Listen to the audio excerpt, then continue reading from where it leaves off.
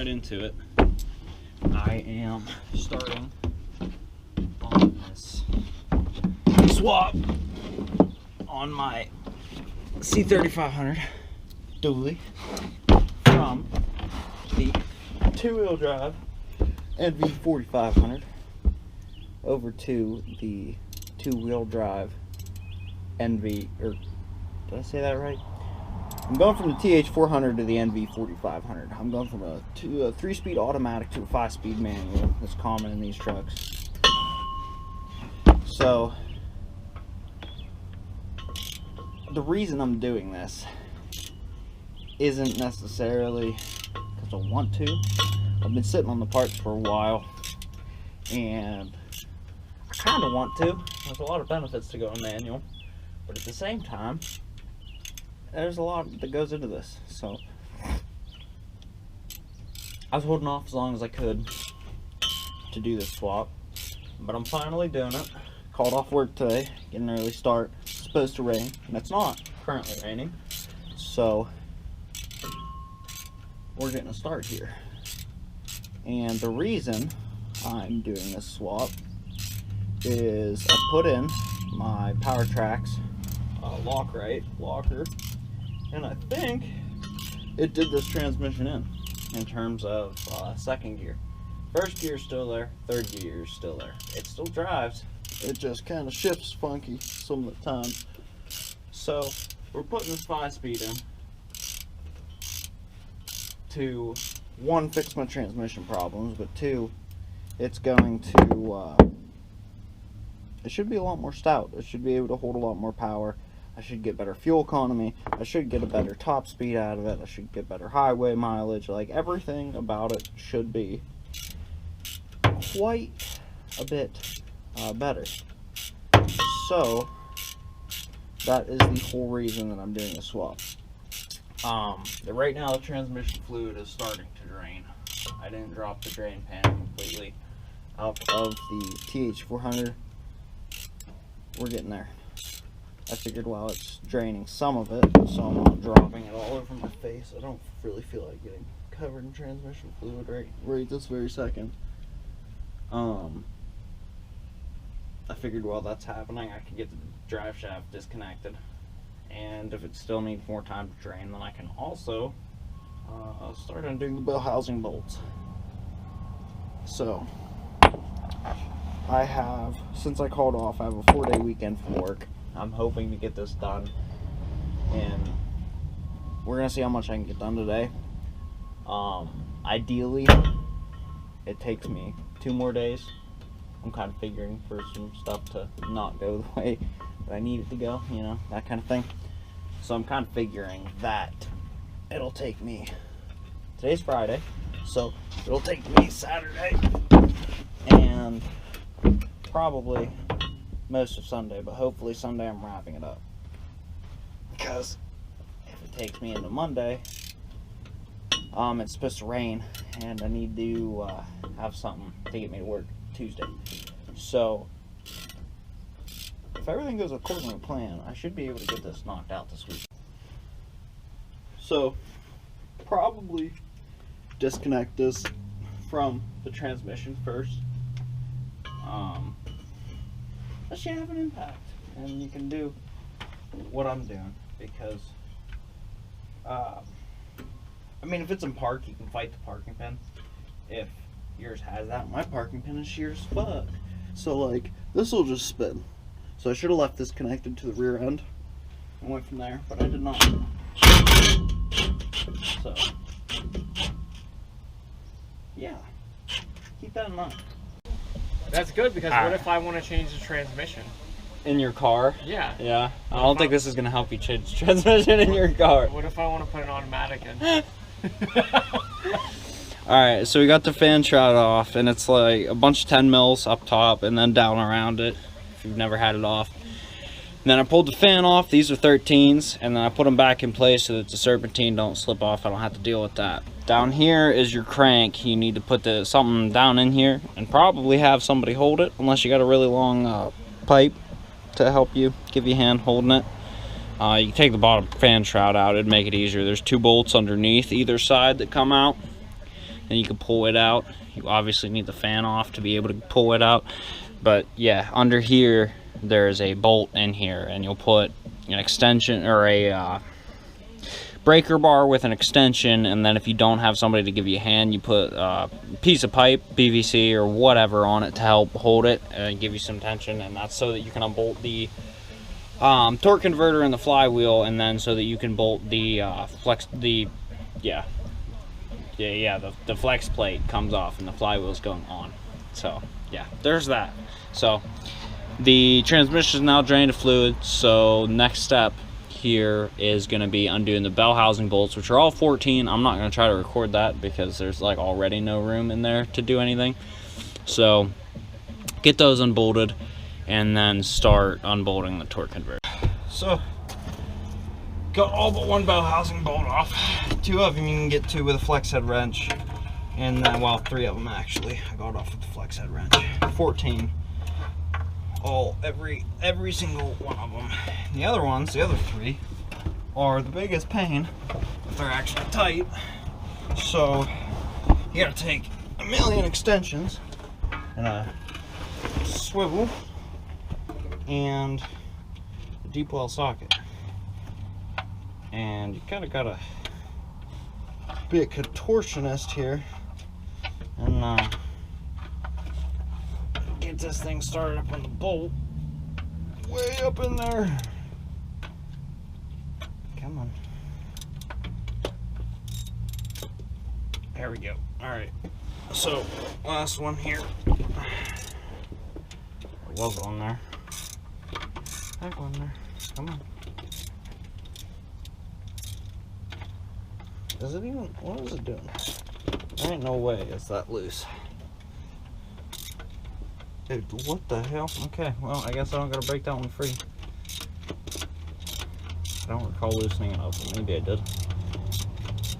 But yeah, like 10 million extensions. I've got 2 long ones and 2 normal-ish size ones. And then once all 3 are out, aside from the bolt holding the tail of the transmission onto the cross member, the only thing holding it in place are the dowel pins that it slides into place with, and the torque converter bolted to the flex plate, which is bolted to the crank of the engine. So now we get to the part that requires that fan shroud to be off, which we already took off. Alright, so up in there we got the flex plate bolts out. When you're under the truck, it spins counterclockwise. When you're out at the crank, it spins clockwise. So like I said, was putting a tube or something there to hold it. You don't want to keep that in mind. Pretty much either have someone help you or spin it until you can reach one of those bolts. A lot easier with an extra set of hands. There's 6 of them. You pull those out. I don't remember what size they were. And then the torque converters is disconnected. So the bell housing bolts are out, the torque converter bolts are out, everything holding it to the cross member is now out. So the transmission is technically free at this point. The things that I have to disconnect yet are the transmission fluid lines. Those have to come off. The vacuum line for shifting, and the I can't think of what the heck it is. The dipstick tube, that's the one. And then if you would have your shift linkage still connected, which I also disconnected already, so you have the cotter pin up here that comes out, and then it pretty much pulls out of the frame from there, and then you have a nut that connects up towards the towards what are my headers on that connects to like your steering column, your steering linkage.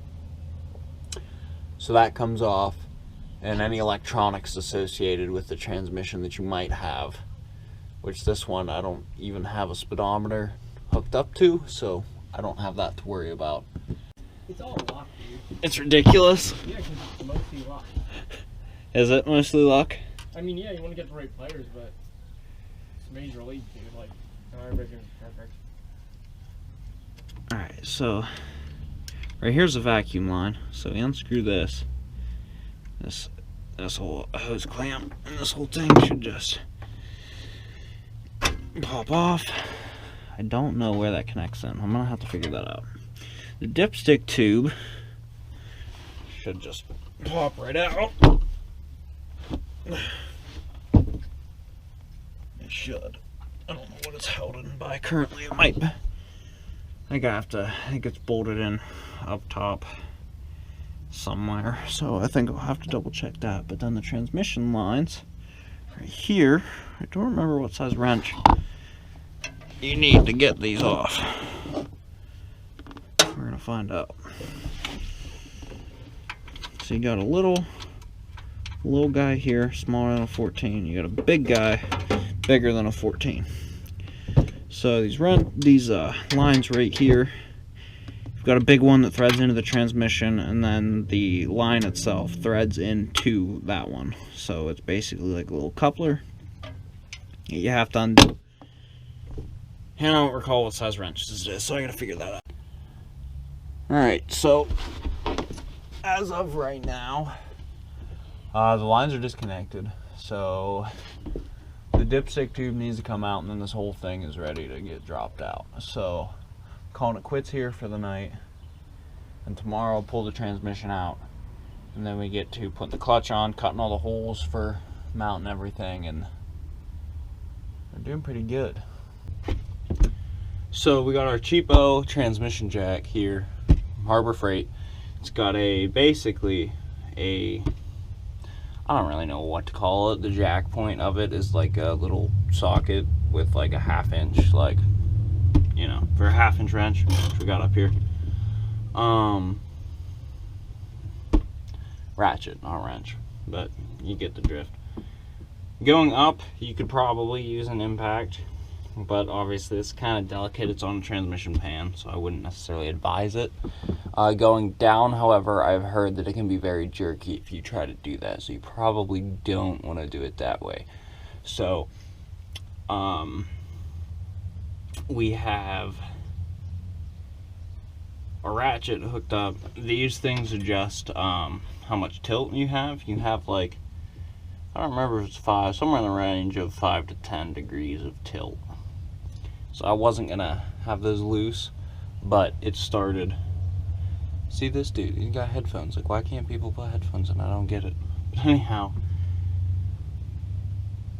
you can tilt it to allow for whatever it needs to do. I'm gonna leave those loose. Hopefully I don't have an issue. I might tighten them down once I get the strap around the transmission here and see what we can do. But I tried to center it up as best as possible, so don't go leaning one way or the other.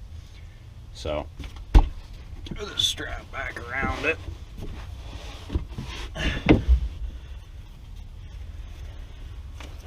Which basically you just pull it up and over, and it should sit relatively still. This is why I said you want it close to center. The strap kind of is important as well. You could probably get away with using it. You can. It's not even probably. You can get away with using a motorcycle jack or something if you have one of those. I did it once. I didn't want to do it again, so I went and bought an actual transmission jack. This should hopefully work out better for us. So, it's gonna rotate which way? Okay. Okay. Alright, okay. I see what's happening here. Come on.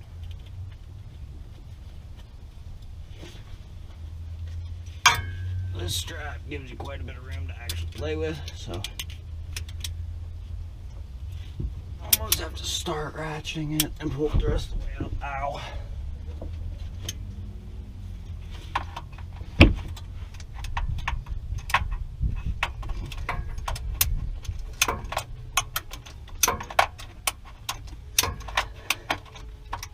I don't know if actual ratchet straps would be easier or not, to be honest with you. Slide over here and make sure this side isn't crushing anything on the transmission. Doesn't look like it. That dipstick is still being a pain, so I'm gonna try to get it most of the way out before I bother with the dipstick, because I can't get the right kind of leverage on it to pull it out. So we're gonna start this bad boy out and see what we can make happen. Alright, so She's strapped in there. We got the cross member moved back about as far as I can get it here. What the hell's going on? Dude, the amount of people out walking today is ridiculous. I know. Why is everybody on the street? Walk the streets, bro. Streets. So, let's see if I can crush myself with the transmission here. Oh, it's sliding. Okay, that's not ideal. I need pry bars. Get this back in a little bit. I honestly don't know. That's the issue. I'm gonna have to go find those. What do you mean, like they're in the house? No, they're in the truck. I just don't know where at.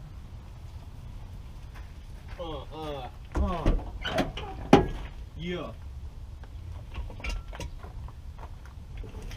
Yeah, I bought my first Mercedes Benz. Like, yeah. Even though I'd never buy one.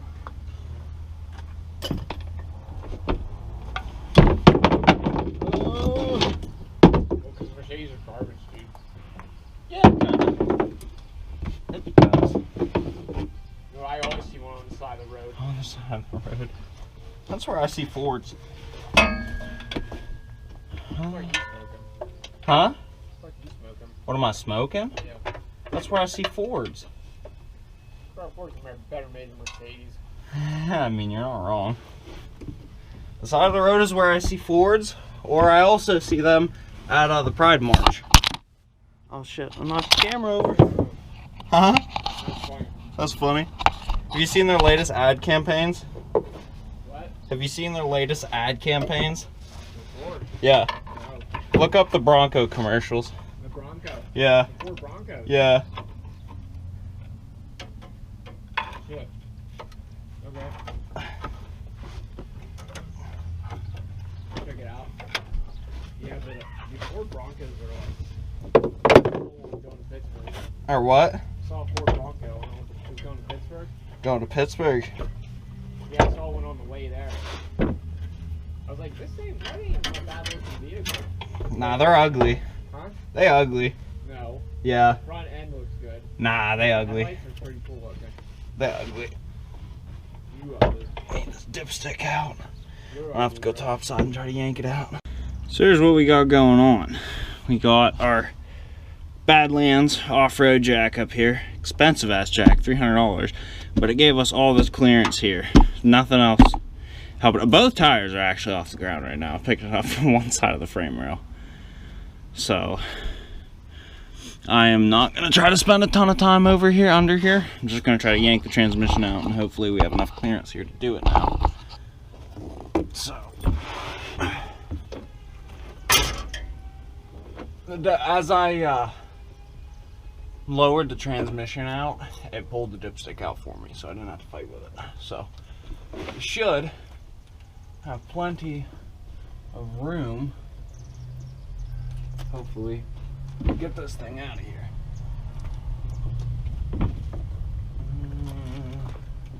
I need to tip it just a hair.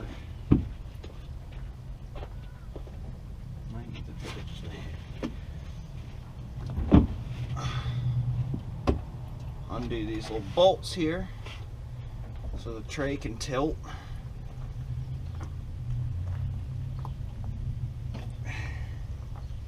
If we can get it undone. There we go. Alright.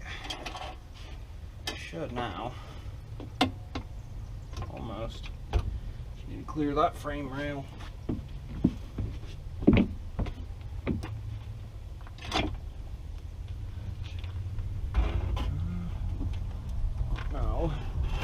Spin it and maybe push it up that way. Come on, right there, right there. That's the hard part. Right there, right there. There she is. Dude, that thing's huge. You missed it. I was talking to the truck. I don't know how you didn't hear me. I tuned it out because you were talking to the Oh, there. Well, I just finangled it around. Is that training fluid? Yeah, that's training fluid. Bro, big that thing is. 3-speed automatic. There. There she is. Got her out. So now the next step is cutting some holes.